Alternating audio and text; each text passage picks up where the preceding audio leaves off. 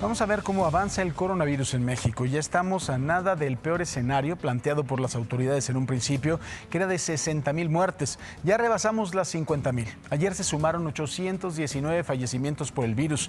Así el número de muertes se eleva a 50,517. De acuerdo con los datos reportados anoche por la Secretaría de Salud, tenemos 462,690 casos confirmados acumulados, 6,590 nuevos contagios en las últimas 24 horas. De este total, 308,000 personas, 308,848 ya se recuperaron del COVID-19. 30,010 son los casos activos en los últimos 14 días. La tasa de letalidad en nuestro país subió ligeramente a 10,9 en comparación con el 3,8 de tasa de letalidad global. Esas son las cifras del coronavirus. Pero bueno, ¿quién ha sido el responsable de esta política? Criticado por unos, por lo menos por mí, sin duda, porque creo que todos los días, como dice una cosa, dice la otra el doctor Chimoltrufio. Por algunos otros también ha sido, pues bueno, ¿cómo le puedo decir? No solo rescatado, sino apoyado, y lo han hecho como una especie de estandarte político. Es el doctor Hugo López-Gatell. Asumió la rectoría de las acciones gubernamentales frente a la pandemia.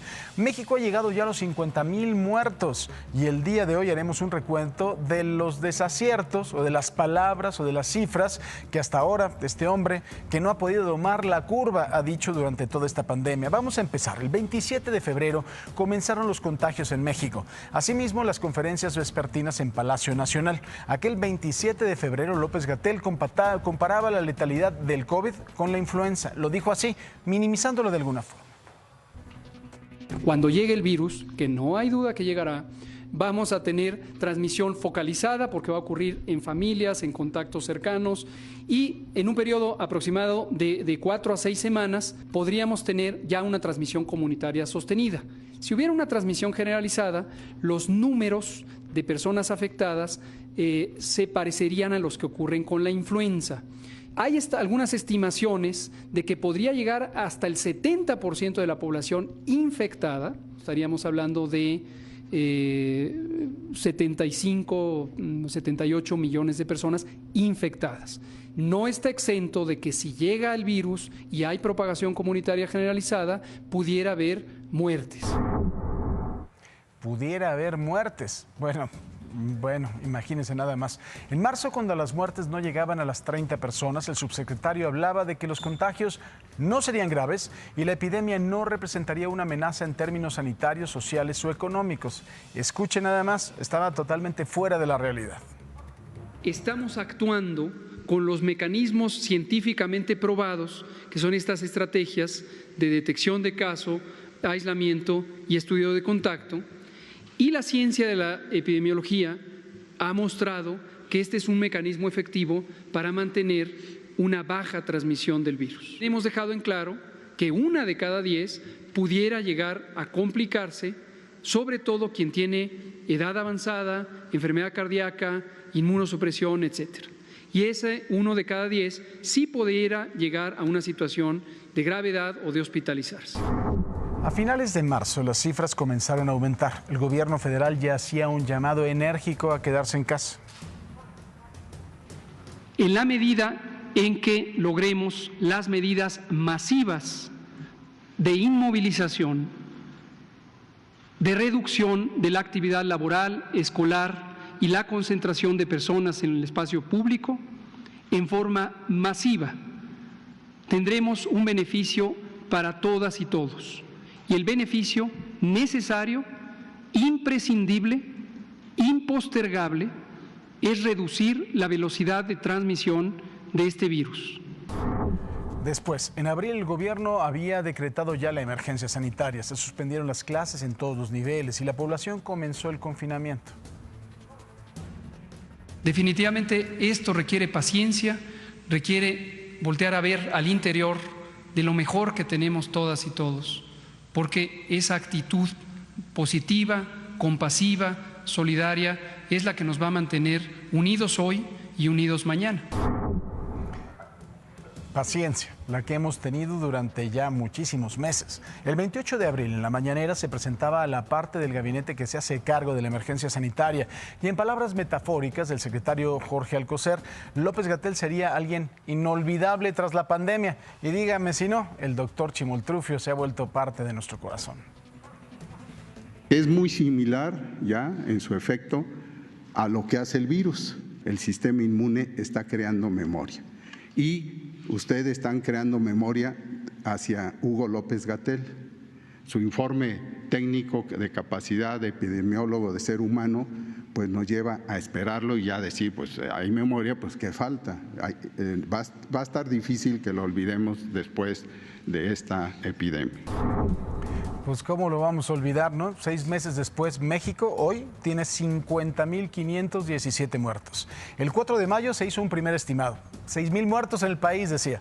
Entonces López-Gatell comentaba que en Cancún se estaban controlando los contagios, pero el día de hoy se espera un cierre masivo de negocios por la baja ocupación hotelera.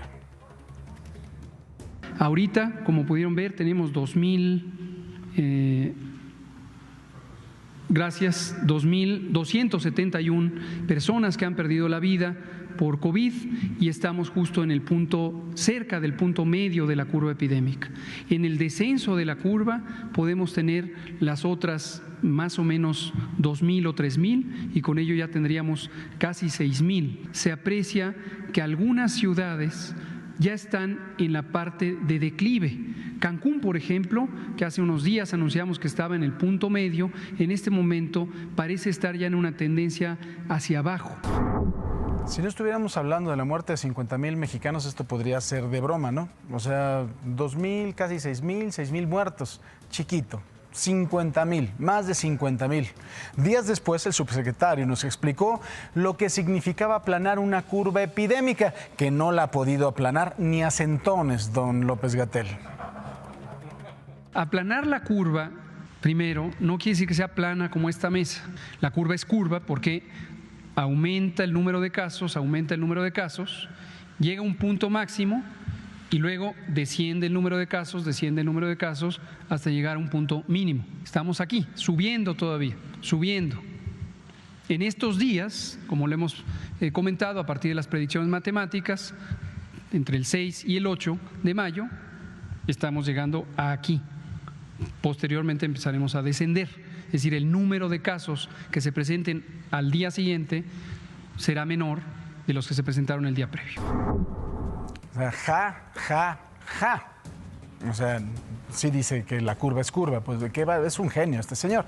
Dice que la curva es curva, pero que entre el 6 y el 7 de mayo íbamos a estar aquí y después iba a empezar a aplanarse.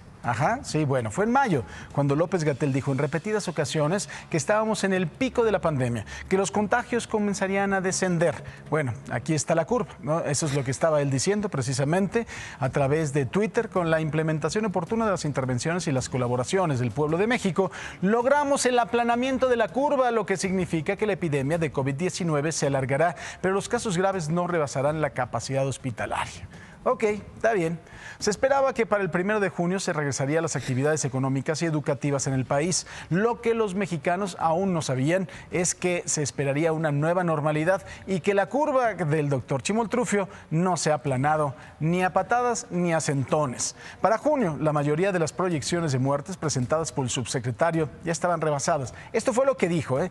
Yo no estoy inventando, yo no estoy haciendo política con esto y se lo reitero. A mí me parece que es igual de importante Claudia Sheinbaum que López-Gatell para el proyecto de López Obrador. Claudia Sheinbaum lo está haciendo bien, está siendo responsable, está muy consciente de que gobierna una ciudad de más de 10 millones de personas y que si no hace pruebas, que si no identifica a los que están contagiados por colonia y también a sus contactos, esto se iba a salir de control. Este señor lo único que ha hecho es mentir.